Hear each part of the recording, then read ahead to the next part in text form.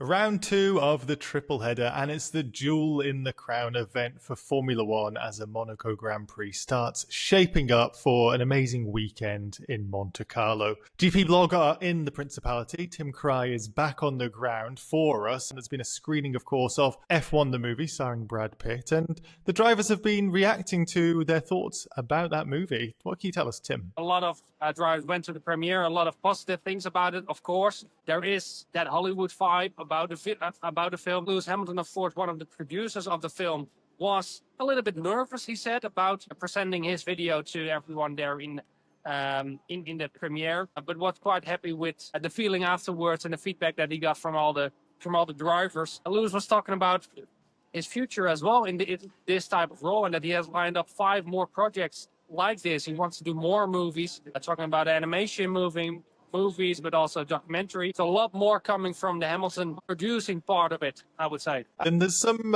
rumours about leaks for the F1 movie as well, Tim. One of the drivers are being a little bit loose with their lips after seeing it. Yeah, most of the drivers remembered that they signed their NDA and didn't say much details about the story. But Esteban Ocon seemed to forget that he signed that NDA and started talking about things happening in the movie, things about overtakes, and also talking about how the team Apex GP is going up the grid, that they finally will win. But yeah, the way how they win is not going from low to top in one go, but that circumstances play a big role in that as well. Even after he was told that we as journalists and fans haven't seen the movie, the next question he started talking about the movie in detail. Again, for more of that, read GPBlog.com as well. If you don't want any spoilers, don't go over there, because yeah, he maybe said a little bit too much. This is the Monaco Grand Prix. It's known as a bit of a procession, but there is a rule tweak happening this weekend with 2 stops mandated by the FIA. Yeah, quite mixed reactions on the 2 stops. Some drivers are liking the fact that there is now a little bit more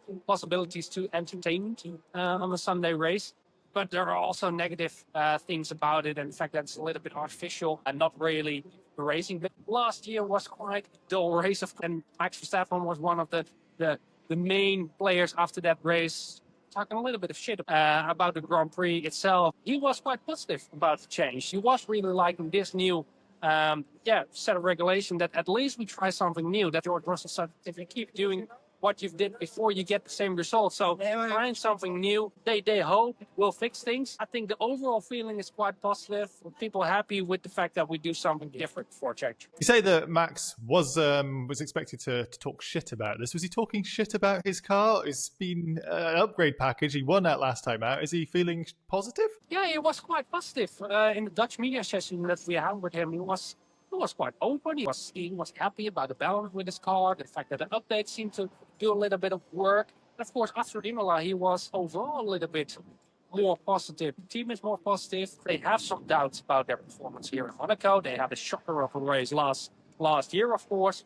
It's still not the best racetrack for the RB21. Still, they are a little bit more positive than, would say, a few weeks back. So we spoke with the McLaren drivers as well. The overall consensus was, well, that McLaren was, really surprised with the pace of the Red Bull. McLaren is of the opinion that Red Bull has more performance that they're really shown so far, and that they're not as bad as they tell themselves that they are. So there's a lot going on with the Colapinto fans over last weekend. Some of the Alpine team have been talking about this. I saw the press conference that Pierre Gasly, for example, has been saying his thoughts about what's going on with the online abuse. Yeah, it's a hot topic at the moment. Franco Colapinto said again about the abuse, that it has to stop and that it's not good for everyone. But in the press conference, some other drivers spoke about it as well. Pierre Gasly, really stood in front of Jack Dew and his former teammate, who got a lot of criticism from those fans, if you want to call them fans even. But Pierre Gasly, Charles Leclerc both spoke up about the